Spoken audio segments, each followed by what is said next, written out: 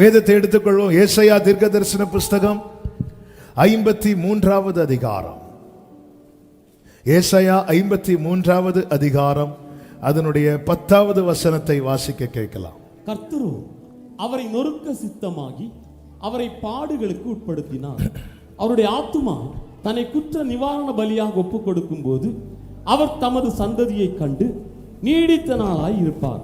கர்த்தருக்கு சித்தமானது அவர் கையினால் வாய்க்கும்.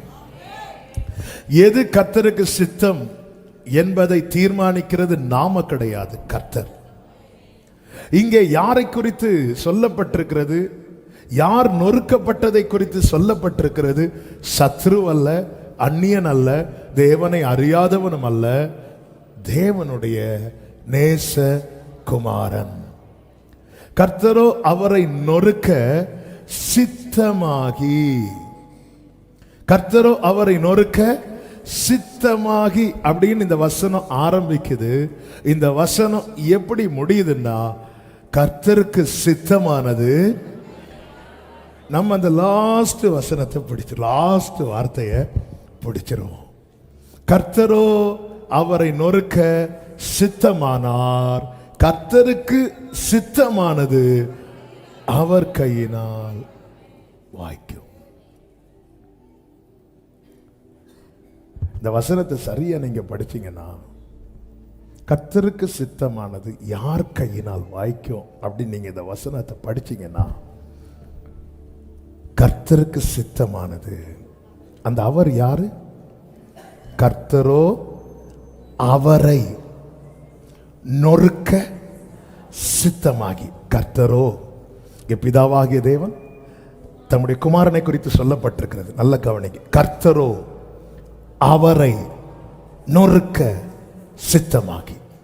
வசனம் எப்படி முடியுது? கர்த்தருக்கு சித்தமானது அவர் கையினால் வாய்க்கும். யார் கையினால்? கர்த்தரோ அவரை நொறுக்க சித்தமாகி. கர்த்தரோ அவரை நொறுக்க சித்தமாகி. கர்த்தருக்கு சித்தமானது அவர் கையினால், அவர் கையினால், அவர் கையினால். இந்த பகல் வேளையில் கர்த்தர் பேசுகிற வார்த்தை இதுதான். உன்னை நொறுக்குவது கர்த்தருக்கு சித்தமானால், அவருக்கு சித்தமான பல காரியங்களை கர்த்தர் உன்னை கொண்டு, உன் கையை கொண்டு கர்த்தர் செய்ய விரும்புகிறார். ஹalleluya, ஹalleluya, ஹalleluya.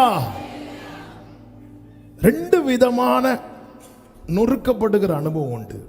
ஒன்று நம்மால், நம்முடைய மீறுதலினால், நம்முடைய பாவத்தினால். இன்னொன்று கர்த்தருடைய சித்தம், God's plan. தண்ணீரின் நடுவில் நிற்கும் போதல்ல கர்த்தர் வாக்கு கொடுக்கிறது, நீ தண்ணீரை கடக்கும் போது நான் உன் கூட இருப்பேன் என்று.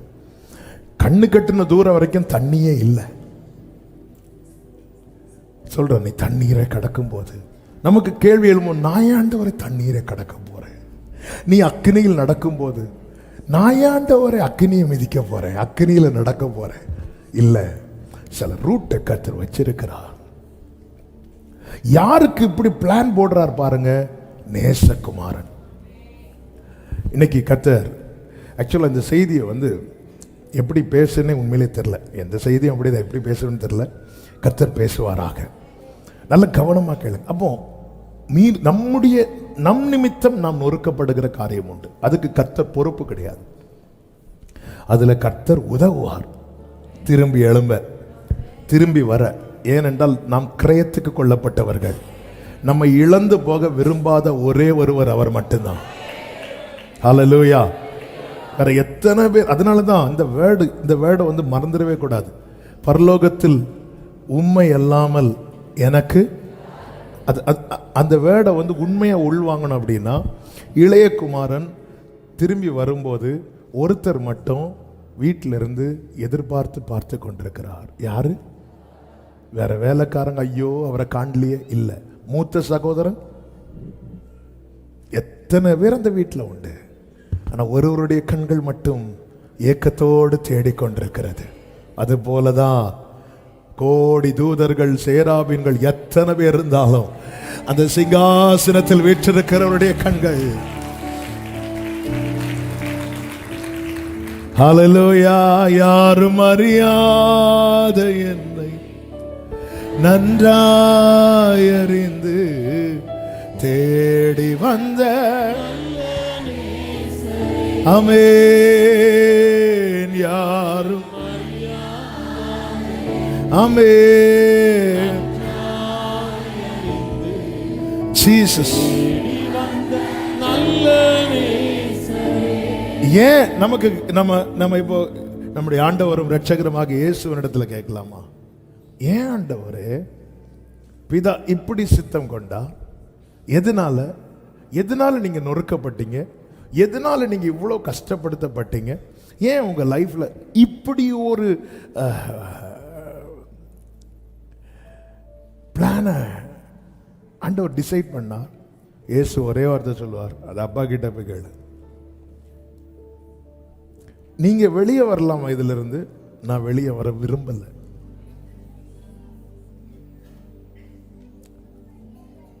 இயேசுவே, நீங்க நினைச்சா இதுல இருந்து வெளியே வரலாமா? நான் வெளியே வர விரும்பல. அதன் அர்த்தம் நான் அப்படி நினைக்கல. நான் கேட்டு பார்த்தேன் என் பிதா கிட்ட. பிதா சித்தம் கொண்டார்னா, நான் திருப்பி சொல்லுகிறேன், இயேசு கிறிஸ்து அடிக்கப்பட்டது நொறுக்கப்பட்டதெல்லாம் மத்தேயு, மார்க்கு, லூக்கா, யோவான்ல பார்க்கிறோம். ஆனா இதெல்லாம் ஏற்கனவே எழுதப்பட்டது. அப்போ தேவ சித்தம் என்பது ஏற்கனவே போடப்பட்டது. ரட்சிக்கப்பட்ட தேவ பிள்ளைகளை, ஒரு வார்த்தையை நீங்கள் நன்றாய் புரிந்து கொள்ளுங்கள், கவனமா கேளுங்க, மனசுல எழுதி வச்சிருங்க. உங்களை குறித்த திட்டம் பிறந்த பிற்பாடு நீங்க பிறப்பிக்கப்பட்டீர்கள். இதுதான் சத்தியம், இதான் உண்மை. அதனால திட்டத்தை மாற்ற மாட்டார், திட்டத்துக்கு ஏற்றார் போல நம்மை மாற்றுவார். ஒரு கட்டத்தில் எதை நம்முடைய வளர்ச்சியை வைத்தே பாருங்கள். சின்ன வயசுல பிடிச்ச நிறைய காரியம் வளரும் போது பிடிக்க மாட்டேங்குது. சின்ன வயசுல விரும்பி சாப்பிட்ட நிறைய காரியங்கள் வளரும் போது நமக்கு பிடிக்க மாட்டேங்குது. டேஸ்ட் மாறுது, நினைவு மாறுது. சின்ன வயசுல நினைத்த நினைவுகள் வேற. ஒரு ஸ்கூல் படிக்கும் போது நம்ம ஒன்றை நினைப்போம், காலேஜ் படிக்கும் போது இன்னொன்று நினைப்போம், வளரும் போது இன்னொன்று நினைப்போம், கல்யாணத்துக்கு அப்புறம் வேற ஒன்று நினைப்போம், வயசாகும் போது இன்னொன்று நினைப்போம். நம்முடைய நினைவுகள் மாற்றப்படுகிறது. சின்ன வயசுல நாம நினைச்சதில் இப்போ நினைச்சிட்டு இருக்கல. நினைவுகள் மாற்றப்படுகிறது, எல்லாமே மாற்றப்படுகிறது, நமக்குள்ள எல்லாமே மாற்றப்படுகிறது. கர்த்தர் என்ன செய்கிறார் தெரியுமா? ஒரு கட்டத்தில் அந்த சித்தத்துக்கு நேராக நம்முடைய பார்வையை மாற்றுகிறார், நம்முடைய நினைவுகளை மாற்றுகிறார், ஒரு இடத்துல கொண்டு வந்து நிறுத்துகிறார். அந்த இடத்துல தான் நம்ம அறியாம நாம கேட்போம், நான் என்ன செய்ய சித்தமாயிருக்கிறேன். அந்த இடத்துல கொண்டு வந்து நிறுத்த என்ன செய்ய வேண்டும் என்பதையும் அவரே தீர்மானிக்கிறார்.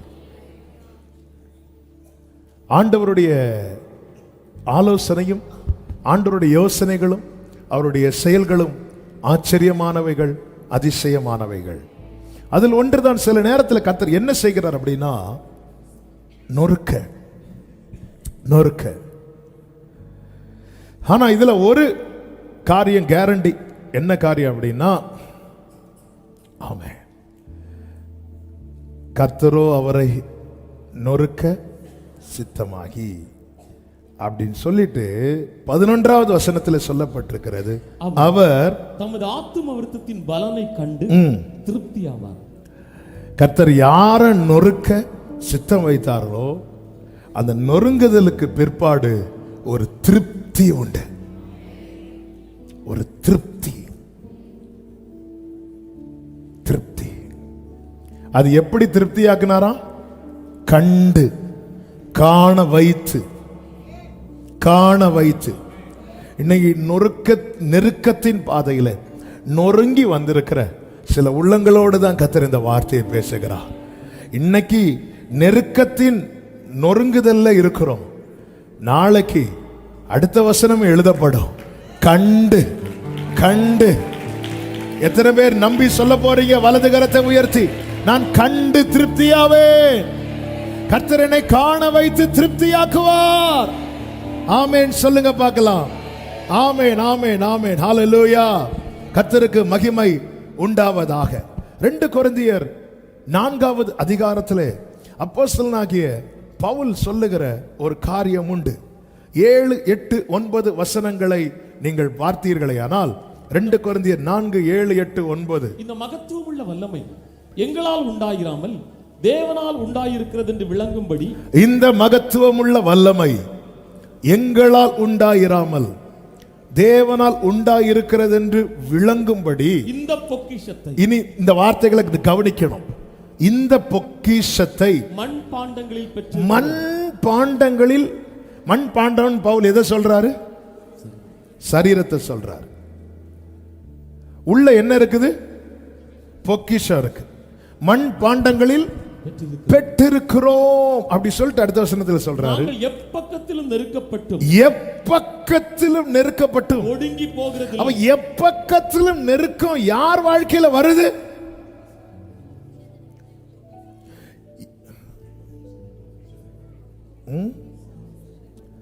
இங்க பொக்கி கேக்குது, அங்க ஷம் கேக்குது. நீங்க ஐக்கியமா இருக்கணும்னு சொல்றது உண்மைதான், ஆனா இப்படியெல்லாம் இருக்க கூடாது. ஏன்னா சிலர் வந்து ஃபர்ஸ்ட் வேர்டை சத்தமா சொல்லுவாங்க, அடுத்த வேர்டை விழுங்கிடுவாங்க. சிலர் ஃபர்ஸ்ட் வேர்டை விழுங்கிடுவாங்க, அடுத்த வேர்டை அப்படி கனெக்ட் ஆயிட்டு. பொக்கிஷம் எந்த வீட்டில் திருடன் ஏறுவான்?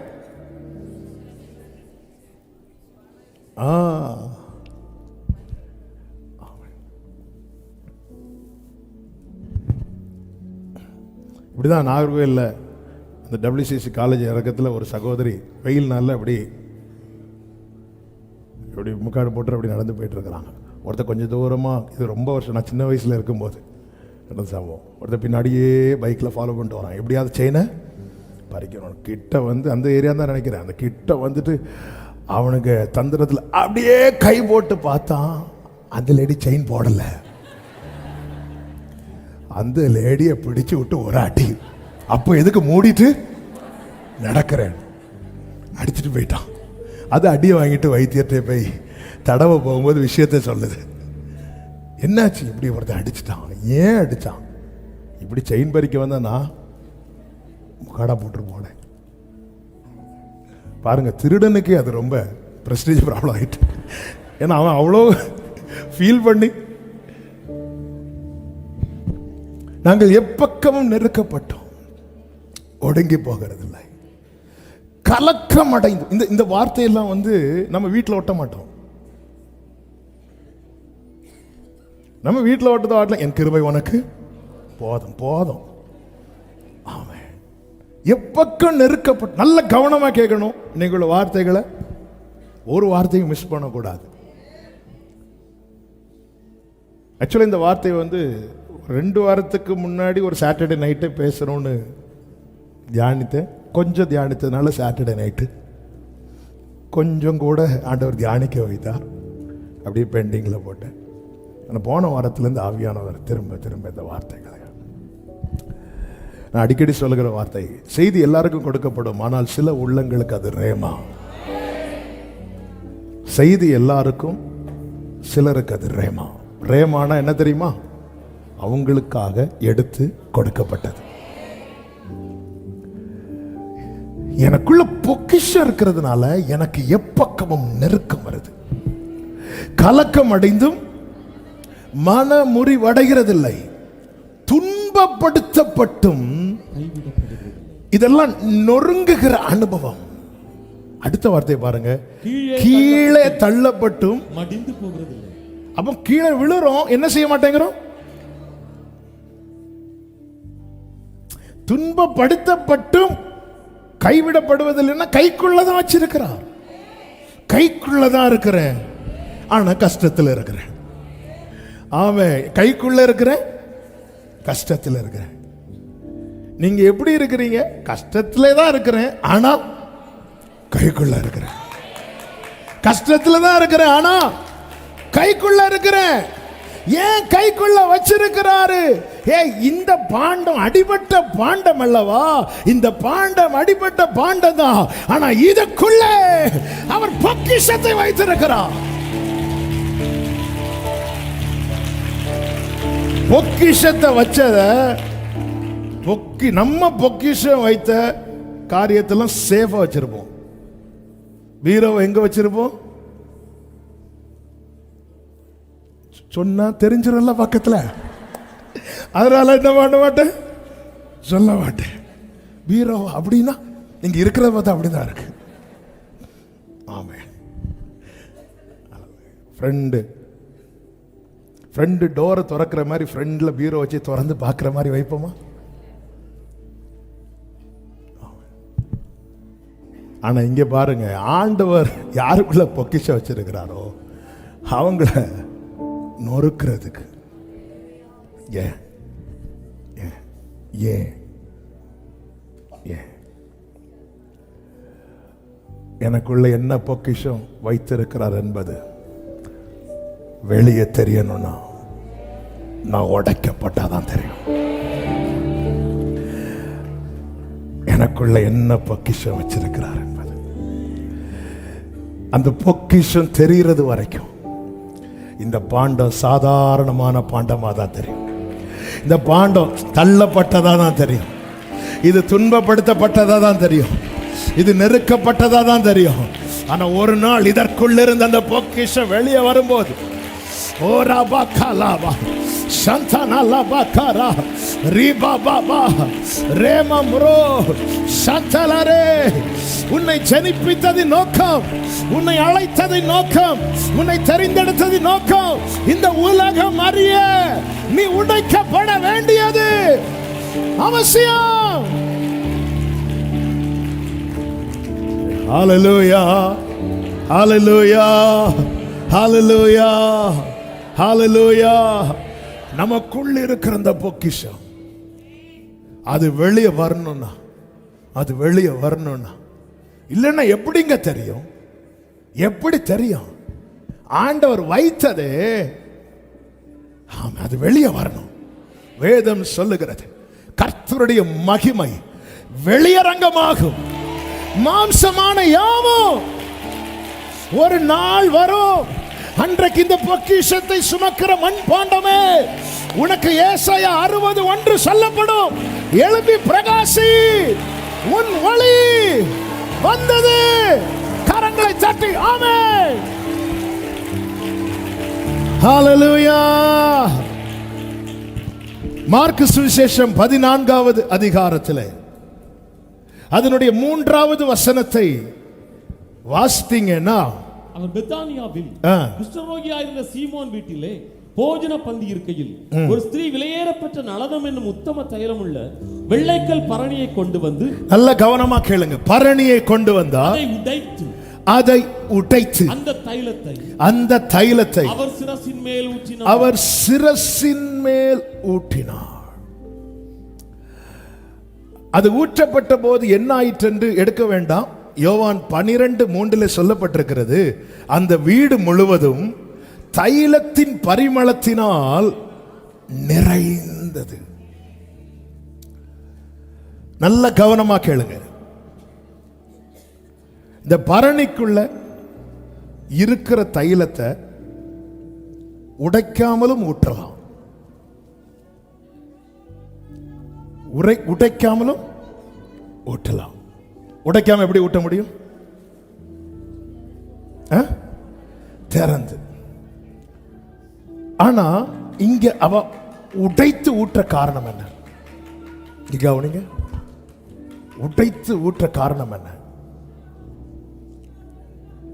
சும்மா சொல்லுங்க, தெரிஞ்சதை சொல்லுங்க. நிறைய சொல்லியிருக்கோம் செய்தியில, மீதி வைக்க இல்லாம முன்னாடி சொன்னது. அடுத்து நான் உங்கள்கிட்ட இருந்து ஏதோ புதிய வெளிப்பாடு வரும்னு நான் சொல்லட்டுமா? இனி அதை உடைக்க முடியாது. உடைக்கிறதுக்குள்ள சரியான இடம் அவர் சமூகம் மட்டுமே. இங்கே ஒருவன் உடைக்கப்பட்டால் வேறு எங்கும் உடைக்கப்பட மாட்டான். இங்கே ஒருவன் உடைக்கப்பட்டால், தேவ சித்தத்துக்கு உட்பட்ட ஒருவன் நொறுக்கப்பட்டால் அவன் வேறு எங்கும். ஆமென். நான் உடைக்கப்படுவது உம் சித்தம் என்றால் உடைகிறேன் ஐயா, உம் சித்தம் நிறைவேற்ற நான் அழுவது. ஆமென். அழுகிறேன் உம் சித்தம் அன்னாள் வீட்டில் இருந்து அழுதாள், அழுது கொண்டே இருந்தாள். ஆலயத்தில் வந்து உடைக்கப்பட்டு அழுதாள். அவ சொல்ற, என் இருதயத்தை ஊற்றினேன், உன் இருதயம் உடைஞ்சு இருக்கு, அப்படியே ஊற்றுறா. வேதம் சொல்லுகிறது, அதன் பிறகு அவள் துக்க முகமாய். நான் கேட்கிற கேள்வி, ஏன் அதுக்கப்புறம் பெனினாள் திருந்திட்டாளா? பெனினாள் திருந்த போறது கிடையாது. ஆமென். அதுக்கப்புறம் உடைக்க முடியல, உடைக்க முடியல, உடைக்க முடியல. ஒரு விசை பிதாவின் சித்தப்படி இயேசு நொறுங்கினார். ஆனால் அதன் பிறகு அவர் எழுந்து வந்தார். ஆமென். இப்பொழுது அவர் ராஜாதி ராஜாவாய், கர்த்தாதி கர்த்தராய், தேவாதி தேவனாய் வீற்றிருக்கிறார். நாகும் 1 சொல்லப்பட்டிருக்கிறது, 13, 14 நினைக்கிற அந்த வசனத்தை பாருங்க. இடுக்கம் மறுபடியும் வராது. 12, 11 அதுக்கு மேல இருக்கும். இடுக்கம் மறுபடியும் 1:9. இடுக்கம் மறுபடியும் உண்டாகாது. Affliction shall not rise up the second time. ஆண்டவருக்கு தெரியும். ஒரு எழும்பிட்டு ஒரு காத்து அடிச்சிட்டு, ஆமென், இதுக்கு மேல என்ன, நான் கீழே தள்ளப்பட்டும் மடிந்து போகிறது இல்லை, இதுக்கு மேல என்ன மடிந்து போயிருப்பேன். அங்க ஸ்டாப் பண்றார் ஆண்டவர், அங்க ஸ்டாப் பண்றார். இடுக்க மறுபடியும், ஐயோ இந்த பிரச்சனை திரும்ப வந்துருமா, இந்த போராட்டம் திரும்ப வந்துருமா, ஐயோ இந்த ப்ராப்ளம், ஐயோ இந்த நபர் திரும்ப வந்துருவாங்களா சண்டைக்கு. இடுக்க மறுபடியும் வராது. ஆமென். ஹல்லேலூயா. இந்த வசனம் என் தகப்பனார் எனக்கு சொல்லி பலப்படுத்தினது எனக்கு ஞாபகத்துக்கு வருது. நம்ம அந்த பைபிள் மெடிடேஷன் பண்ணி சர்ச்சில் அந்த தியான பகுதி ஒரு 15 நிமிஷம் அந்த டைம் எடுக்கிற அந்த போர்ஷனை எடுக்கும்போது அப்பா கிட்ட இதிலிருந்து அந்த கர்த்தர் இக்கட்டு நாளில் அரணான கோட்டை தம்மை நம்புகிறவர்களை அடைந்திருக்கிற அந்த வார்த்தையை அப்பாட்ட கொஞ்சம் ஷேர் பண்ணும்போது அப்பா இந்த வசனத்தை வச்சு ஷேர் பண்ணி பலப்படுத்துனாங்க. சில காரியத்தை ஆண்டவர் அலோவ் பண்ணியிருக்கிறார், அது நம்மளை உடைக்கிறதுக்கு. ஆனால் அதில் தேவனுடைய திட்டம் நிறைவேறினதுக்கு அப்புறம் அந்த காரியம் திரும்ப வந்து உடைக்க கர்த்தர் விட மாட்டார். இன்னைக்கு இந்த வசனம் எடுத்து நான் அது ஞாபகம் வந்துட்டு, இடுக்கம். ஆமா, இன்னைக்கு இதே வார்த்தையை வைத்து நான் சபையை பலப்படுத்துகிறேன். இடுக்கம் மறுபடியும் உண்டாகாது. இயேசு சிலுவையை எடுத்துட்டு எருசலேம் வீதியில் நடந்து போகும்போது அவரை பார்க்க விரும்பப்படத்தக்க ரூபம் இல்லை என்று சொல்லப்பட்டிருக்கிறது. அப்பொழுது ஸ்திரீகள் இருந்து என்ன பண்ணிட்டு இருந்தாங்க, அழுதுட்டு இருந்தாங்க. அப்படியே போகும்போது இயேசு நின்று சொல்லுவாரு, எனக்காக அழாதீங்கன்னா என்னதுன்னு அர்த்தம், இனி இந்த பாதையில இப்படி ஒரு நிலையில நான் வரமாட்டேன். அதான் அர்த்தம். இனி இந்த பாதையில ஒரு நாள் வருவேன், வெள்ளை குதிரையில கிரீடங்களை.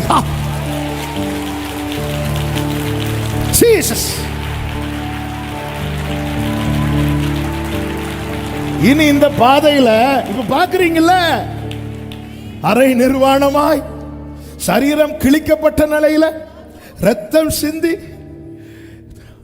உதவிக்கு ஒருவர் கூட இந்த பூமியில வாழ்ந்த நாட்கள் எல்லாம் நன்மை செய்தவராய் சுற்றி தெரிந்தார். அப்படிப்பட்டவருடைய நிலைமை பார்த்துதானே அழுறீங்க. எனக்காக அழாதீங்க, உங்களுக்காக உங்க பிள்ளைகளுக்காக அழுங்க, எனக்காக ஏன் அழாதீங்க. இந்த வேதனை இதுதான் எனக்கு கடைசி. இனி இந்த பாதையில இதே நிலையில நான் வரமாட்டேன். இனி இந்த பாதையில அவர் பவனி வருவார். சில கண்ணீரின் பள்ளத்தாக்கில் நடக்கும் போது இந்த உயிர்த்தெழுதலின் வல்லமையை உடைய தேவ பிள்ளையே, இந்த நம்பிக்கையில நடங்க. இடுக்க மறுபடியும். இந்த பிரச்சனை எனக்கு ஃபர்ஸ்ட் அண்ட் லாஸ்ட். இந்த பிரச்சனை எனக்கு ஃபர்ஸ்ட் அண்ட் லாஸ்ட். இது மறுபடியும் நோ. ஆமென். சப்ஜெக்ட்ல இல்லாதது கர்த்தர் இந்த வசனத்தை நினைவுல கொண்டு வந்து சிலரோடு பேசிக் கொண்டிருக்கிறார். இன்னைக்கு நீங்க சில துன்பத்தின் பாதையில் நடக்கிறீங்களா? வாயை திறந்து சொல்லுங்க, இடுக்கம் மறுபடியும் உண்டாகாது. நாங்கள் இயேசுவை நம்பி இருக்கிறோம். ஆமென் சொல்லுங்க பார்க்கலாம். ஆமென். சில நெருக்கம் வரும்போது பிள்ளைங்க வந்து கேட்பாங்க, என்னம்மா நமக்கு இப்படி ஒரு கஷ்டம் வந்துட்டு. இதான் லாஸ்ட்பா, இனி வராது, இனி வராது. சில போராட்டம் வரும்போது வந்து கேட்பாங்க, என்னம்மா இப்படி ஒரு போராட்டம், இதான் லாஸ்ட், இடுக்க மறுபடியும் உண்டாகாது. ஆமென். ஹalleluya. ஜீசஸ். ஹalleluya. கர்த்தருக்கு மகிமை உண்டாவதாக. ஆமென். உடைக்கிறார். உடைச்சது, அந்த பரணி உடைக்கப்படுது. உடைக்கப்பட்டதும் அந்த பரணிக்குள்ள என்ன இருக்கிறது என்பது இயேசுவுக்கும் கொண்டு வந்தவளுக்கும் மட்டும்தான் தெரியும். உடைஞ்சதும் அங்கிருந்த எல்லாருக்குமே தெரிய வந்தது. ஆமென். நம்ம மேல இருக்கிற அழைப்பு அழைத்தவருக்கும் பிற்பாடு கொஞ்சம் நமக்கும் தெரியும். ஆனா ஒரு கட்டத்தில் தேவன், ஆமென், பக்கத்தில் பார்த்து சொல்லுங்க, உங்களுக்குள்ள இருக்கிற பொக்கிஷம் வெளிப்படும் டைம் வந்துட்டு. ஆமென். ஹalleluya. சிலர் இருக்கிறத பார்த்தா அது வெளிப்படலைனாலும் பரவாயில்ல. ஹalleluya. ஏன் வெளிப்படணும் தெரியுமா? அது வெளிப்பட்டாதான் நம்முடைய ஓட்டு முடியும் போதும் முடிந்ததுன்னு சொல்ல முடியும். அது வெளிப்படாம சித்தம் செய்ய முடியாது. சித்தம் செய்ய முடியாம ஓட்டத்தை ஜெயத்துடன் ஓடி முடிக்க முடியாது. ஓட்டத்தை ஜெயத்துடன் ஓடி முடிக்க முடியாமல் நீதியின் கிரீடத்தை சுதந்திரிக்க முடியாது. ஆண்டவருடைய வழி நடத்துதல், ஆண்டவருடைய திட்டமிடுதல், ஆண்டவர் நடத்துகிற எல்லா காரியமும் நம்முடைய நன்மைக்காக மாத்திரமே. நான் உடைக்கப்படுவது உம் சித்தம் என்றால் உடைகிறேன் ஐயா. உம் சித்தம் நிறைவேற நான் அழுவது. ஆமென். அழுகிறேன் ஐயா. உம் சித்தம் நிறை. உடைந்து போனேன், உடைந்து போனேனா, உம் கரத்தில் வைத்தீரே அழுகையெல்லாமே. உம் கணக்கில் வைத்து உமக்கேற்ற உமக்கேற்ற பாத்திரமாய் மீண்டும் உருவாவே. உம் கணக்கில் உள்ள கண்ணீருக்கு பலனும் நான் பெறுவேன். ஆமென் சொல்லுங்க பார்க்கலாம். ஹalleluya. பரணி உடைக்கப்பட்டதும் உள்ள இருக்கிற வாசனை, உள்ள என்ன இருந்துச்சு, அது எவ்வளவு விலையேற பெற்றது. ஏன்னா அங்க இருக்கிறவங்க என்ன சொல்லி முறுமுறுக்கிறாங்க, இத போய் எவ்வளவு பிரஷியஸ். உண்மையில சொல்லணும்னா இந்த பாவியாகிய ஸ்திரீ உள்ள வந்தது யாருக்குமே பிடிக்கல. பொதுவாகவே அந்த காலத்தில் யூதர்கள்லாம் வந்து பெண்களை வந்து எப்பவுமே கொஞ்சம் தள்ளி தான் வச்சிருப்பாங்க. அதுவும் வந்துட்டு அவர் பாதத்தில் விழுந்து முத்தமிடுறது, இதெல்லாம் தாங்க முடியல அவங்களுக்கு. இது உடைக்கப்பட்டு வாசனை முழுவதும் நிரம்புகிறது. 4வது வசனத்தில் சொல்லப்பட்டிருக்கிறது, அப்பொழுது சிலர் தங்களுக்குள்ள விசனம் அடைந்து இந்த தைலத்தை இப்படி அப்படி சொல்லி முறுமுறுக்கிறார்கள். 6வது வசனத்தை பாருங்கள். இயேசு அவர்களை நோக்கி, இயேசு அவர்களை நோக்கி, அவளை விட்டு விடுங்கள், அவளை விட்டு விடுங்கள், ஏன் அவளை தொந்தரவு படுத்துகிறீர்கள்? உடைக்கப்பட்டவனை குறித்து உலகம் முறுமுறுத்தாலும் உன்னதர் விட்டு கொடுக்கவே மாட்டார். விட்டுரு, விட்டுரு. ஒரு பரணி உடைக்கப்பட்ட காரியத்தை சொல்லிட்டு இருக்கிறேன். அதை பத்தி முறுமுறுக்கும் போது கர்த்தர் இடைபடுகிறார். ஆண்டவர் சொல்றார், விட்டுரு, அவளை விட்டுரு. இந்த பகல் வேளையில் என கேட்கிற அன்பு சகோதரா சகோதரி, நம்ம உடைக்கப்படும் போது நாம எதால உடைக்கப்பட்டோமோ அதை விட மிக அதிகமாய் நம்மை காயப்படுத்துவது நம்மை சூழ்ந்திருக்கிறவர்களுடைய வார்த்தை. விழுந்து கிடக்கும் போது ஹெல்ப் பண்ண மனம் உள்ளவங்க உடனே கை நீட்டுவாங்க. மனம் இல்லாதவர்கள் வந்து சொல்லுவாங்க, பார்த்து போகக்கூடாது, பார்த்து போகக்கூடாதுன்னு சொல்லிட்டு பார்த்துட்டு போயிடுவாங்க. அவ்வளவுதான். பேதுரு விசுவாசம் குறைந்தது, பார்வையை மாற்றினான், கடலில் மூழ்கினான். ஆண்டவரேன்னு சொல்லும் போது உடனே அற்ப விசுவாசியன் உடனே கூப்பிடல. வேதம் சொல்லுகிறது, உடனே அவன் கையை பிடித்து. இதுதான் ஆண்டவர். அதான் நாங்க துன்பப்படுத்தப்பட்டும் கைவிடப்படுவதில்லை. தானியேலின் புஸ்தகத்திலே சொல்லப்பட்டிருக்கிறது 10வது அதிகாரத்திலே, இனி எனில் பேச்சில்லை. 15 நான் தரையை நோக்கி பேச்சற்று போனேன். 17 சொல்றார், இனி எனில் பலன் இல்லை, எனில் மூச்சும் இல்லை. இனி என்கிட்ட ஒண்ணுமே இல்லை. இனி என்று சொல்லும் போது என்கிட்ட இல்ல இல்ல இல்ல இல்ல இல்லன்னு சொன்னதும் 18வது வசனத்துல, அப்பொழுது மனுஷ ரூபமான ஒருவன் திரும்ப என்னை தொட்டு, திரும்ப என்னை தொட்டு. இல்லன்னு வரும்போது தொட்டவங்க எல்லாம் கையெடுக்கிறாங்க.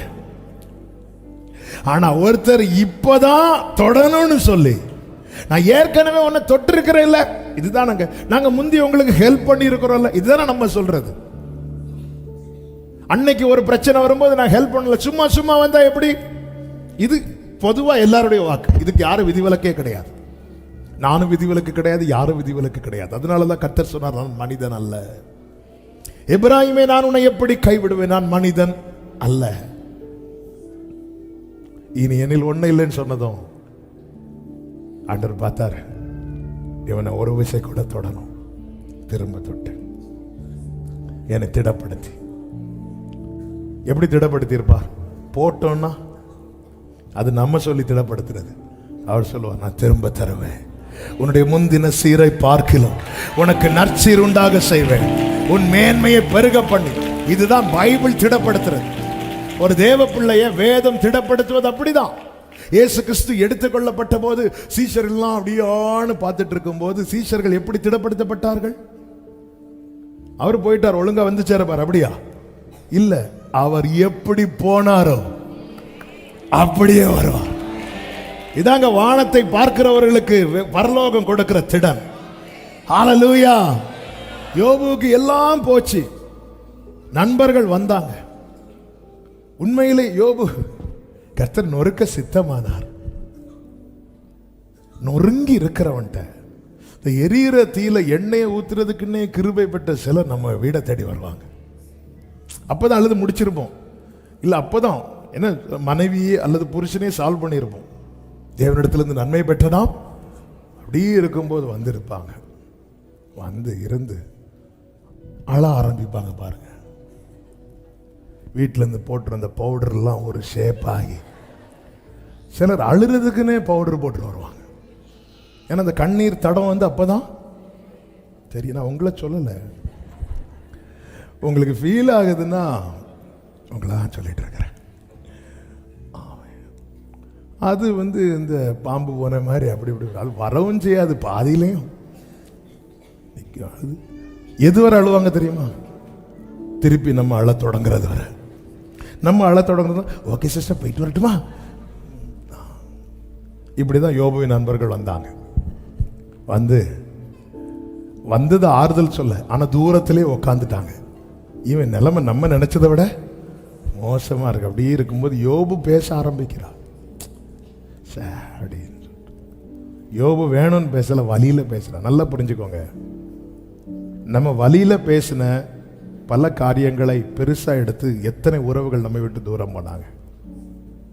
அப்படி பார்த்தா யோபு பேசுனதை வச்சு கர்த்தர் யோபு பக்கமே வந்திருக்க கூடாது. ஆனாலும் யோபு கிட்ட வராரு பாருங்க. நான் உன்னை பேசும்போது நான் பேசுறது மட்டும்தான் உலகத்துக்கு தெரியும், மற்றவர்களுக்கு தெரியும். எதனால இவன் பேசுறான், ஏன் இப்படி பேசுறான், எல்லாமே தெரியும். நம்ம பேசுனதை வச்சு பார்த்தா ஆண்டவர் நம்ம ஏரியா பக்கமே வரக்கூடாது. என்னெல்லாம் பேசுறோம். ஹல்லேலூயா. நம்ம எல்லா கோபத்தையும் எங்கெங்க காட்டுவோம்? பைபிள்ல தானே காட்டுவோம். கோபத்தில் ஓங்கி ஒரு அடிப்போம் பாருங்க. எல்லா கோபத்தையும் ஜெபத்தில் தான் காட்டுவோம். எங்க ஜெபம் பண்ண மாட்டேன். யாரு கூட பிரச்சனைனாலும் நம்ம முதல்ல கட் பண்றது ஆண்டவரோடு உள்ள உறவு தானே. அதான் ஆண்டவர் கேட்கிறேன், நான் உனக்கு வனாந்தரமா இருந்தேனப்பா, நான் உனக்கு காரிருளா இருந்தேனா? நீ எவ்வளவு நாள் என்ன தேடாம போட்ட? ஏன்?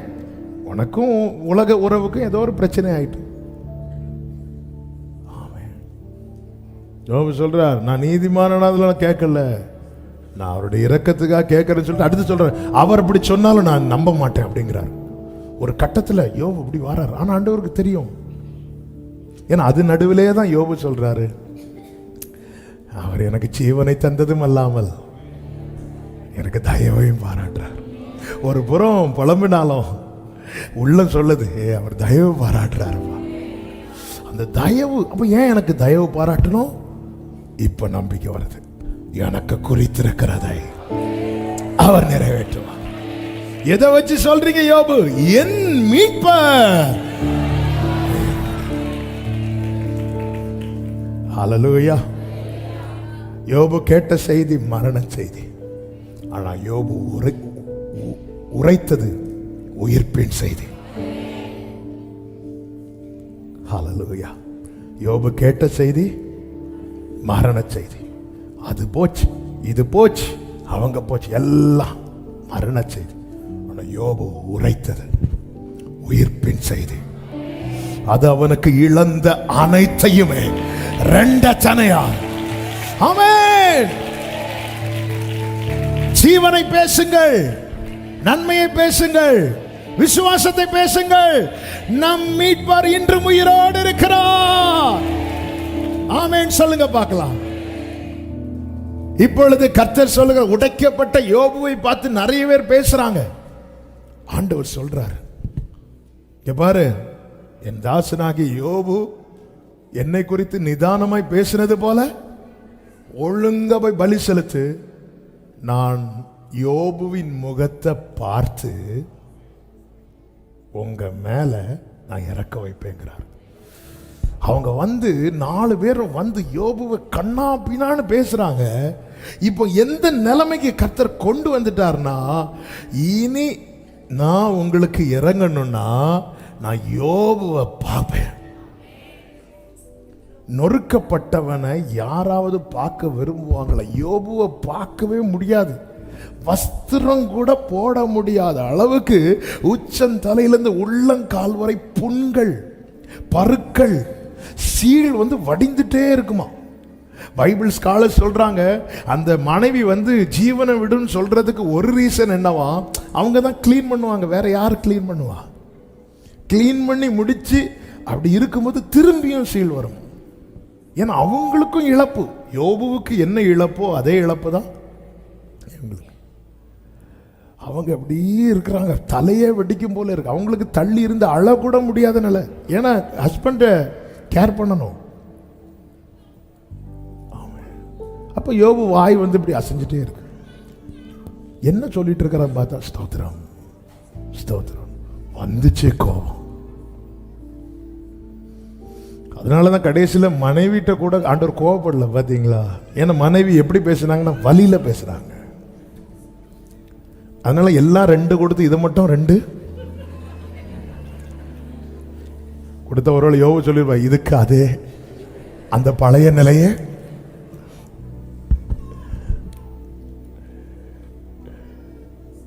இப்போ கர்த்தர் சொல்றார், இப்படிப்பட்ட யோபுவை யாருக்குங்க பார்க்க முடியும்? கர்த்தர் சொல்றார், எந்த பிரச்சனை இல்லாம நல்ல ட்ரெஸ் பண்ணி வந்திருக்கிற அந்த 4 நண்பர்களை பார்த்து இன்னைக்கு யோபு சொல்ற, நான் தெருவில் போனா என்னை பார்த்துட்டு முகத்தை மறைக்கிறாங்க, எழுந்து ஓடுறாங்க. ஏன்னா சகிக்கல யோபுவை பார்க்க. ஆண்டவர் சொல்றாரு, நான் உங்களுக்கு ஏதாவது செய்யணும்னா என் கண்ணு யோபுவை பார்க்கும். அதுவும் கரெக்டா சொல்ல, அவன் முகத்தை நான் பார்த்து. 42வது அதிகாரம் 8வது வசனத்துல, என் தாசனாகிய யோபுவும் உங்களுக்காக வேண்டுதல் செய்வான், நான் அவன் முகத்தை பார்த்து உங்களை உங்கள் புத்தியினத்துக்கு தக்கதாக நடத்தாதிருப்பேன். நான் அவன். அடுத்த வசனத்தை வாசிங்க. அப்பொழுது தேமானியனான எலிப்பாசும் சூகியனான பில்தாதும் நாகமாத்தியனான சோப்பாரும் போய் கர்த்தர் தங்களுக்கு சொன்னபடியே செய்தார்கள். அப்பொழுது கர்த்தர் யோபின் முகத்தை பார்த்து. கைகளை உயர்த்தி ஆமென் சொல்லுங்க பார்க்கலாம். அவர் பார்ப்பேன் சொன்னா பார்ப்பார், செய்வேன் சொன்னா செய்வார், நடத்துவேன் சொன்னா நடத்துவார், தருவேன் சொன்னா தருவார். காரணம் நம் மீட்பர் உயிரோடு இருக்கிறார். ஆமென் சொல்லுங்க பார்க்கலாம். உடைக்கப்பட்டது வரை ஆமென். அந்த ஸ்திரீயை உடைத்த பிறகு அந்த ஸ்திரீயை பத்தி பேசல, அதுக்குள்ள இருக்கிற தைலம், அதோடைய வேல்யூ, இதை பத்தி தான் பேசிட்டு இருக்கிறாங்க. இனி உலகம் பேச போகிறது உங்கள் குறைகளை குறித்தல்ல, உங்களுக்குள்ளிருந்து வெளிப்படும் அவர் மகிமையை குறித்து. ஆமென் சொல்லுங்க பார்க்கலாம். நியாயாதிபதிகள் புஸ்தகத்துல 1-2 வார்த்தைகளை டச் பண்ணிட்டு அப்படி நம்ம செபிக்க போகிறோம். ஆண்டவர் பாருங்க, இந்த சம்பவத்துக்குள்ள போகல, கிதியோனை கொண்டு கர்த்தர் யுத்தத்துக்கு மீதியானியரை மேற்கொள்ளும்படி கொண்டு போகிறார். அப்பொழுது 300 பேர் கடைசியில் தெரிந்தெடுக்கப்படுகிறார்கள். கிதியோன் அவர்களை பார்த்து சொல்லுகிறார். 16வது வசனம், 7:16, நியாயாதிபதிகள் 7:16.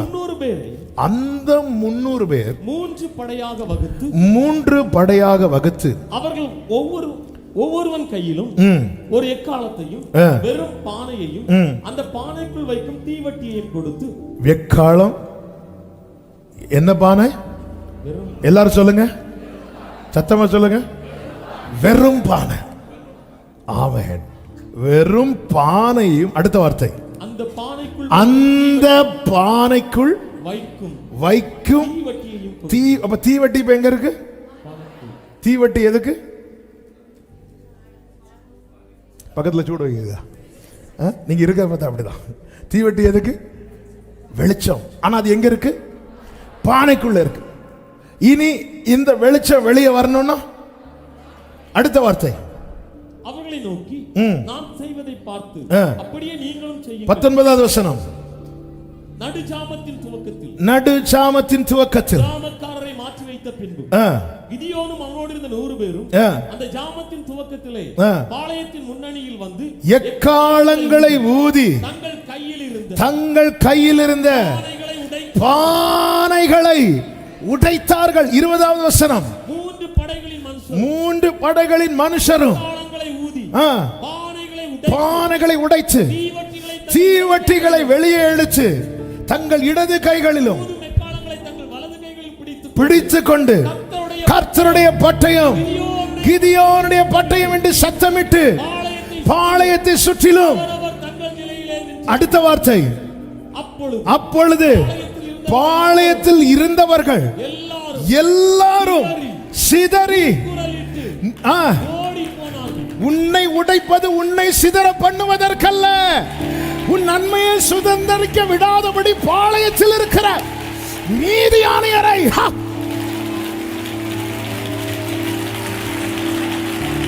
ஆமே. என் வாழ்க்கையில எக்காலம் வேலை செய்யணும்னா, என் வாழ்க்கையில எனக்குள்ள இருக்கிற பொக்கிஷம் வெளிப்படணும்னா, என் வாழ்க்கையில கர்த்தருடைய பட்டயம் என் பட்டயமா இருக்கணும்னா, உடைக்கப்பட வேண்டிய இடத்துல உடைக்கப்பட்டுதான் ஆகணும். ஹalleluya. உள்ள அவர் ஒண்ணு வைக்கலன்னா வெறும் பானை. ஹalleluya. வெறும் பானை. அவர் உள்ள வச்சதுனாலதான் நீதிமான் பனையே போல, இல்லைன்னா பானையே போல. வெறும் பானை. ஆமே. இந்த வெறும் பானையை தூக்கி போட்ட என்ன ஆகும்? உடையும். ஆனா இன்னும் ஏன் உடையாம இருக்கு? பொக்கிஷம். இந்த பானை ஒரு நாள் உடையும். அன்னைக்கு நான் அல்ல சிதறுவது.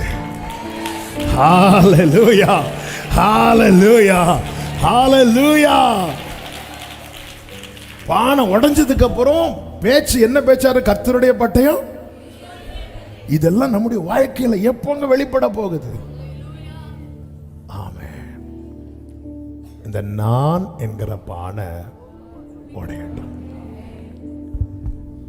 ஆமென். நான் யார் தெரியுமா? அந்த நான் போடுற இடத்துல பானைன்னு போடுங்க.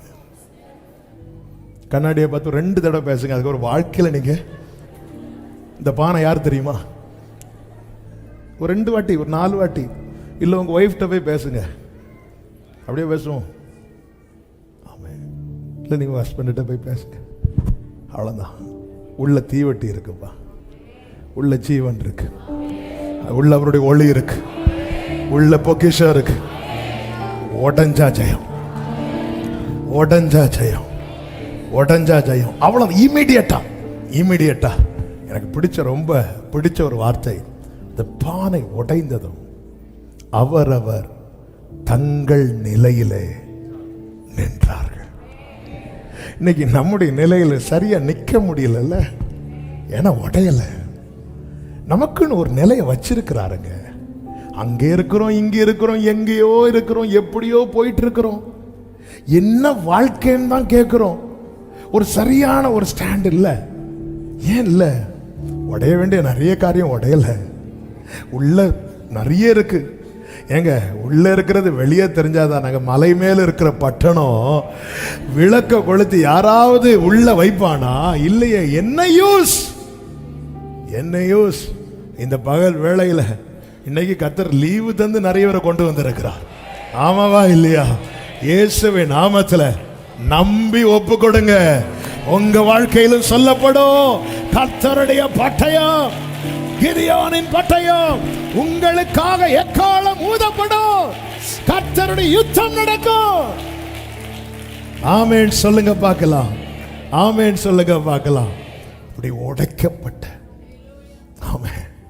ஆமென் ஆண்டவர் சமூகத்தில், ஆண்டவர் என்ன சித்தம்? ஆண்டவர் உடைக்கும் போது என்ன நடக்கும்?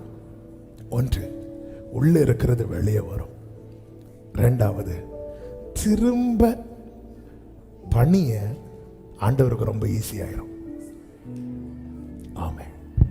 பழைய பில்டிங்கை மெயின்டைன் பண்றதை விட அதை இடிச்சு புதுசா கட்டுறது ரொம்ப ஈஸி. ஆமென். நம்ம சர்ச் ஒர்க்கு கூட சைடு பின்னாடி, இப்போ நான் நிற்கிற இடம் பழைய சர்ச் இதெல்லாம் கிடையாது. அதில் இதுக்கு பாதி தான் உண்டு. இந்த இடம் வேலையெல்லாம் 1 மந்த்ல முடிச்சிட்டு குயிக்காக நடந்துட்டு. ஆனால் இந்த போஸ்டனையும் இந்த பழைய பில்டிங்கையும் சேர்க்கிற காரியம் இருக்கு.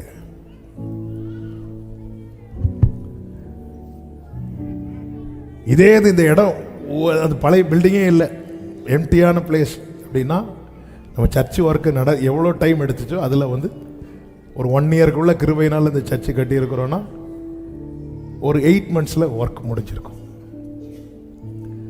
நம்ம உடைக்கப்பட்டுட்டோன்னு வைங்களேன், ஆண்டவருக்கு வேலை செய்யறது ரொம்ப ஈஸி. அதனால தான் ஆண்டவர் சொல்றார், இதோ நான் புதிய காரியத்தை செய்கிறேன். அடுத்த வார்த்தை சொல்லுங்க, இப்பொழுதே அது தோன்றும். ஆமே. அப்போ நான் உடைக்கப்பட்டுட்டேன்னா என் வாழ்க்கையில செய்யற காரியம் எல்லாம் உடனே உடனே உடனே உடனே உடனே. இது கர்த்தர் இன்னைக்கு செய்வேன்னு சொல்லுவார், இனி என்னைக்கு செய்வாரோன்னு நானும் காத்திருக்கணும். ஏன்னா பானை பக்கத்தில் பார்த்து சொல்லுங்க, பானை உடையணும். அதுக்காக இந்த தூங்கிட்டு இருக்கிறவங்கள்ட்ட இப்போ சொன்னீங்கன்னா வீட்டில் போய் அவ்வளோ பானையும் தூக்கி போட்டு, சில சகோதரர்கள் இருக்கிற பார்த்தா எங்கள் வீட்டில் உடையாத பானையா? ஆமாம். சாம்பாரில் கொஞ்சம் உப்பு கூடிட்டு தான் சொன்னேன், டமார்னு சவுண்டு கேட்கும். உடையணும், உடையணும். நம்ம உடைக்கப்பட்டா ஆண்டவருக்கு இந்த நிலத்துல புதிய காரியம் செய்யறது ரொம்ப ஈஸி. ஆண்டவர் தான் கேட்கிறார், இந்த குயவன் செய்தது போல நான் உங்களுக்கு செய்யக்கூடாதோ அப்படின்னு கேட்கிறார். ஆமென். ஆண்டவரை ஒப்பு கொடுக்கிறேன். ஆண்டவரே, ஒரு வசனத்தை வாசித்து நம்ம ஜெபிக்கலாம். ஏசாயா 57வது அதிகாரம் அதனுடைய 15வது வசனம். நித்தியவாசியும் பரிசுத்தர் என்கிற நாமமுள்ளவருமாகிய மகத்துவமும் உன்னதமுமானவர் சொல்லுகிறார். பரிசுத்த ஸ்தலத்திலும் வாசம் பண்ணுகிற நான் இனி நல்ல கவனிங்க. பணிந்தவர்களின் ஆவியை உயிர்ப்பிக்கிறதற்கும் நொறுங்கினவர்களின் இருதயத்தை உயிர்ப்பிக்கிறதற்கும் நொறுங்குண்டு பணிந்த ஆவி உள்ளவர்களிடத்தில் வாசம் பண்ணுகிறேன். கைகளை உயர்த்தி ஆமென் சொல்லுங்க பார்க்கலாம். அப்போ நொறுங்குண்டவர்களை உயிர்ப்பிக்க ஏற்கனவே நொறுக்கப்பட்டவர்களுக்குள்ள தேவன் இருக்கிறார். இன்னைக்கு தேவன் நம்மை சில கடினமான பாதையிலே நடத்துகிறார் என்றால் புரிந்து கொள்ளுங்கள், இதே பாதையிலே நாளை பயணிக்கிறவர்களை கர்த்தர் நமக்குள் இருந்து அவர்களை உயிர்ப்பிக்க விரும்புகிறார். அதுதான் கர்த்தருக்கு சித்தமானது. அவர் கையினாலே வாய்க்கும். நொறுங்குண்டவர்களை உயிர்ப்பிக்க நொறுங்குண்டவர்களிடத்தில் வாசம் பண்ணுகிறேன். அவர்தான் நித்தியவாசி. நித்தியவாசி இந்த பூமியில வாசம் பண்ண தெரிந்தெடுத்த நபர்களை பார்த்தீங்களா? நாம ஒரு ஊருக்கு போறோம், எங்களை ஒரு லாட்ஜ் போடுறோம். எப்படிப்பட்ட லாட்ஜா போடுவோம்? எந்த ரூம் நீட்டே இல்லாம இருக்கு, எந்த ரூம் டோர் விண்டோலாம் உடஞ்சிருக்கு, அப்படி இந்த ரூம்ல விண்டோலாம் உடஞ்சிருக்கா அப்படி கேட்போமா? நம்ம திராணிக்கு தக்க பெஸ்ட் சேஃப் எல்லாம் பார்ப்போம். ஆண்டவர் இந்த பூமியில வரும்போது வாசம் பண்ண தெரிந்தெடுத்த பாத்திரத்தை பார்த்தீங்களா? ஒரு நொறுங்குண்ட. இந்த கூட்டத்தில் யார் ரொம்ப நொறுங்கி இருக்கிறீங்கன்னு தெரியல. நொறுங்கினவங்களை இந்த உலகத்துக்கு வேண்டாம், உன்னதருக்கு வேணும், அவருக்கு வேணும், அவருக்கு வேணும். ஆமென். எதுக்கு ஆண்டவரே?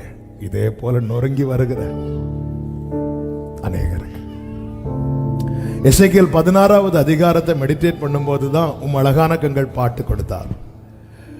அந்த பாட்டு வாயை திறந்து ஆண்டவர் பாட வைக்கிறதுக்கு முன்னாடி என் வாழ்க்கையில் நடந்த 2 முக்கியமான சம்பவத்தை நினைவில் கொண்டு வந்தார்.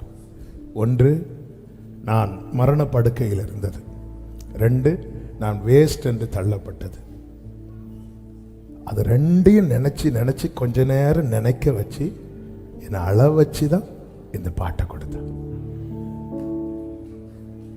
அந்த பாதையில் நான் நடக்காமல் இருந்தால் இந்த பாட்டை நான் பாடியிருப்பானான்னு எனக்கு தெரியாது. இந்த பாட்டை நான் வந்திருக்கும்.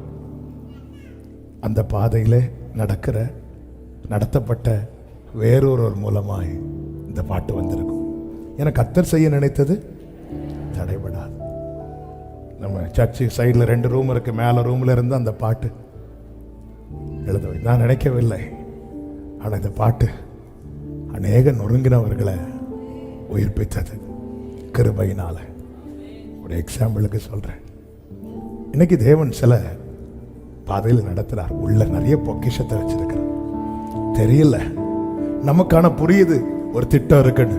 ஆனா சொன்னா வீட்டில் இருக்கிறவங்களுக்கே விளங்க மாட்டேங்குது, கூட இருக்கிறவங்களுக்கே புரிய மாட்டேங்குது.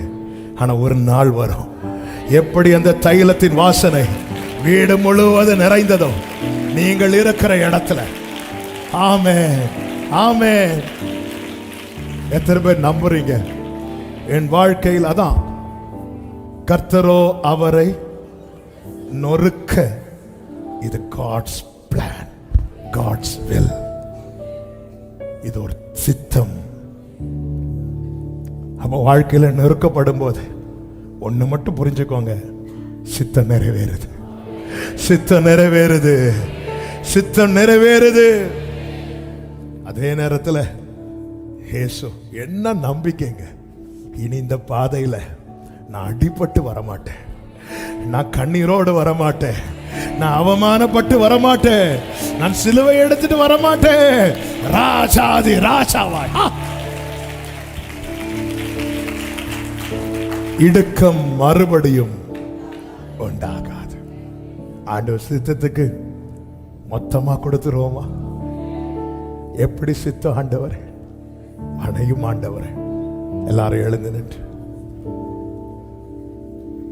சில டைம் உங்களுக்கு முழங்கால் நின்று ஜோம் பண்ணு தோணுச்சுன்னா முழங்கால் போட்டுருங்க. ஒரு 5 minutes நம்ம செபித்து முடிக்க போகிறோம்.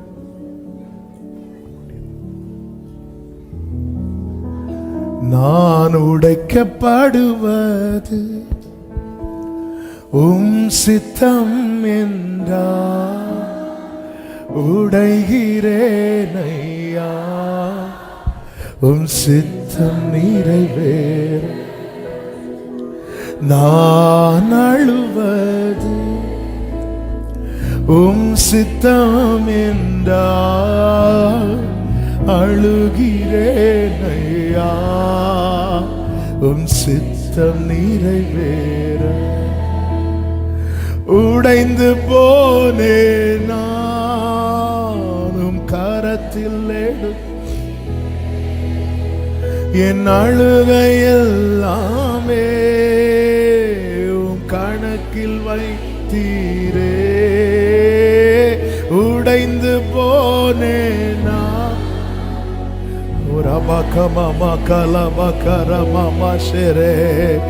அழுகையெல்லாமே கணக்கில் வை. 2 கரங்களை உயர்த்தி உமக்கேற்ற பாத்திரமாய் மீண்டும் உருவாவே, கணக்கில் உள்ள கண்ணீருக்கு பலனை நான் பெறுவேன்.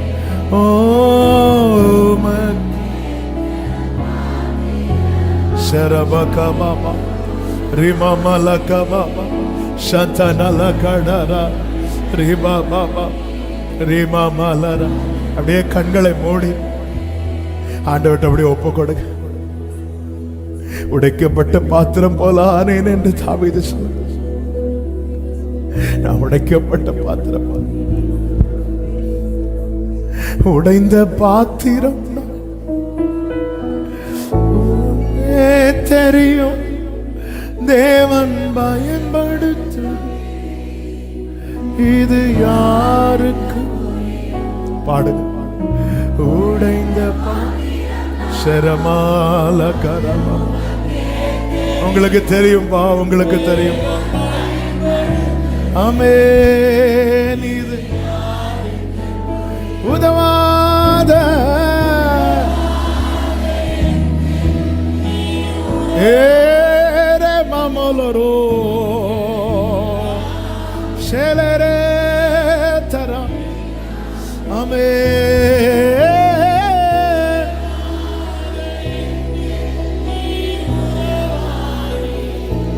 நீங்க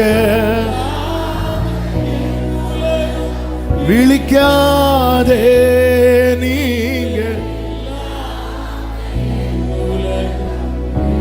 ஆமென். ஆண்டவரே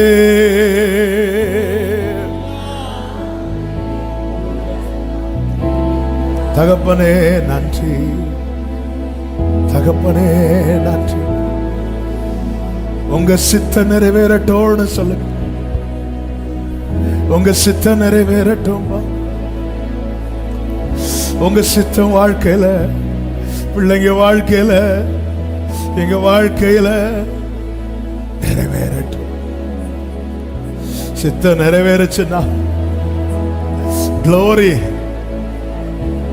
எழும்பி பிரகாசிக்கணும்னா சித்தம் உங்க மேல இருக்கிற அழைப்பை மற்றவர்கள் அறிந்து கொள்ள போறாங்க. உங்க மேல தேவன் வைத்த அபிஷேகத்தை மற்றவர்கள் அனுபவிக்க போறாங்க. உங்க மேல இருக்கிற தேவ திட்டத்தை மற்றவர்கள் அறிந்து கொள்ள போறாங்க. உங்களுக்குள்ள தேவன் வைத்த பொக்கிஷத்தை மற்றவர்கள் காண போகிறார்கள். ஆமென், ஆமென். ஆண்டவர் கேட்கிறது ஒன்னே ஒண்ணுதான். இந்த குயவன் செய்தது போல நான் செய்யக்கூடாதா? ஆமென். அந்த ஒரு முழுமையான அர்ப்பணிப்பு எத்தனை பேர் கொடுக்க விரும்புறீங்க? ஆண்டவரை இடிக்கிறீங்களா? ஆண்டவரே, எரேமியாவை அழைக்கும் போது கர்த்தர் என்ன சொல்லி வார்த்தை வைப்பார் தெரியுமா? பார், எரேமியா 1:10 நல்ல கேளுங்க. பிடுங்கவும் இடிக்கவும் அழிக்கவும் கவிழ்க்கவும். அங்க ஃபுல் ஸ்டாப் வைக்கல. அங்க ஃபுல் ஸ்டாப் வச்சிருந்தா இந்த பைபிளை நம்ம தொட்டிருக்கவே மாட்டோம். அங்க ஒரு கமா போட்டுட்டு கட்டவும் நாட்டவும் உன்னை நான் இன்றைய தினம்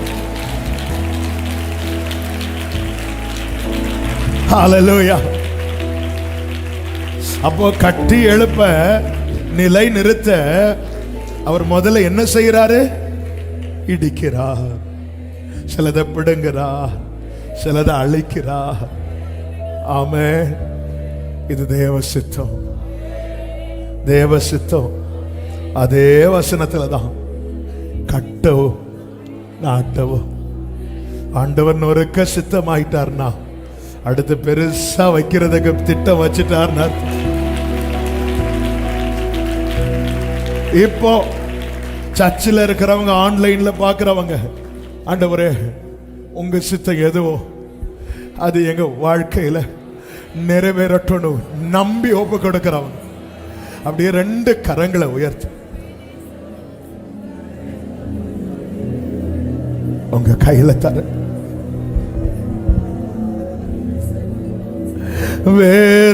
வேறுமையான் பாத்திரம் நான் வேறுத்து தள்ளாமலே நீரம்பி வழியோ ஆமென் விளங்க செய்யும். வேதத்தில் காணும் பாத்திரமெல்லாம் வேதத்தில் காணும் ஆமென் இயேசுவை என்னையும் அவ்வித பாத்திரமா என்னையும் அர்ப்பணிக்கிறோம். அப்படியே ஹல்லேலூயா பாடி முடிப்போம். ஹல்லேலூயா.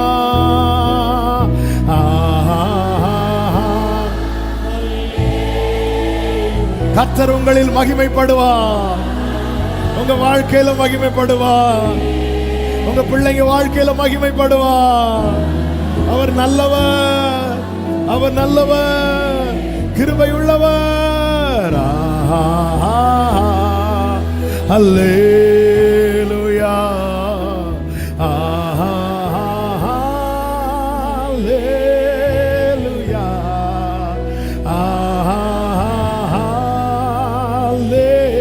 அல்லேலூயா.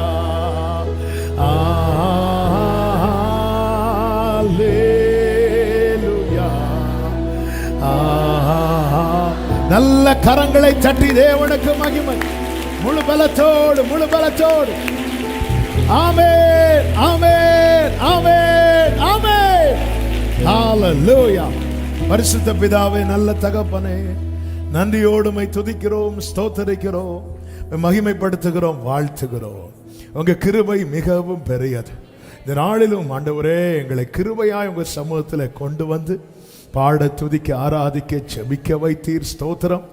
எங்களுக்கு வேண்டிய வார்த்தைகளை எங்களுக்கு தந்து எங்களோடு பேசினீரே, உமக்கு நன்றி செலுத்துகிறோம், மகிமைப்படுத்துகிறோம். ஒவ்வொரு வாழ்க்கையிலும் நீர் வைத்துக்கிற ஒவ்வொரு சித்தமும் நன்மைக்காக மாத்திரமே. ஆண்டவரே, நாங்க சில நேரத்தில் எங்க புத்தியினத்தினால இது வேண்டாம் அது வேண்டாம்னு உங்ககிட்ட நாங்க நிறைய சொன்னது உண்டுப்பா. சாரிப்பா. நீங்க நடத்துற அத்தனையும் காரணம் எங்களை குறித்த உம்முடைய நினைவுகள் தீமைக்கு அல்ல, அது சமாதானத்துக்கு ஏதுவானது என்று எங்களுக்கு எழுதி தந்திருக்கிறீங்களப்பா. நீங்க செஞ்சது நன்மை, செய்யறது நன்மை, செய்ய போகிறது நன்மை. ஆண்டவரே, நன்றி செலுத்துகிறோம், மகிமைப்படுத்துகிறோம். ஒவ்வொருடைய வாழ்க்கையிலும் உம்முடைய மகிமை வெளியரங்கம் ஆவதாக. ஆண்டவரே, நொறுக்கப்பட்ட நிலையில அநேகர் இந்த சத்தத்தை கேட்டிருக்கிறாங்கப்பா. கர்த்தாவே, இவர்களை குறித்த உம்முடைய சித்தம், இவர்களுக்குள் நீர் வைத்திருக்கிற பொக்கிஷம் வெளிப்பட போகிறதற்காக ஸ்தோத்திரம். சாட்சியாய் நிறுத்தும், நாமத்தை மகிமைப்படுத்தும். எல்லா மகிமை உமக்கு செலுத்துகிறோம் இரட்சகர் இயேசுவின் நாமத்தில் பிதாவே, ஆமென். சேர்ந்து சத்தமாய் சொல்லுவோம். என் ஆத்துமாவே கர்த்தரை ஸ்தோத்திரி, என் முழு உள்ளமே அவருடைய பரிசுத்த நாமத்தை ஸ்தோத்திரி. என் ஆத்துமாவே கர்த்தரை ஸ்தோத்திரி, கர்த்தர் செய்த சகல உபகாரங்களை மறவாதே. ஆமென். நம்முடைய கர்த்தராகிய இயேசு கிறிஸ்துவின் கிருபையும், பிதாவாகிய தேவனுடைய அன்பும், பரிசுத்த ஆவியானவருடைய ஐக்கியமும் சிநேகமும் பாதுகாவலும் நம் அனைவரோடும் எல்லா பரிசுத்தவான்களோடு கூட கர்த்தருடைய வருகை மட்டும் தங்கியிருப்பதாக. ஆமென். ஹalleluya. God bless you. கர்த்தர் உங்களை ஆசீர்வதிப்பாராக. ஆமென்.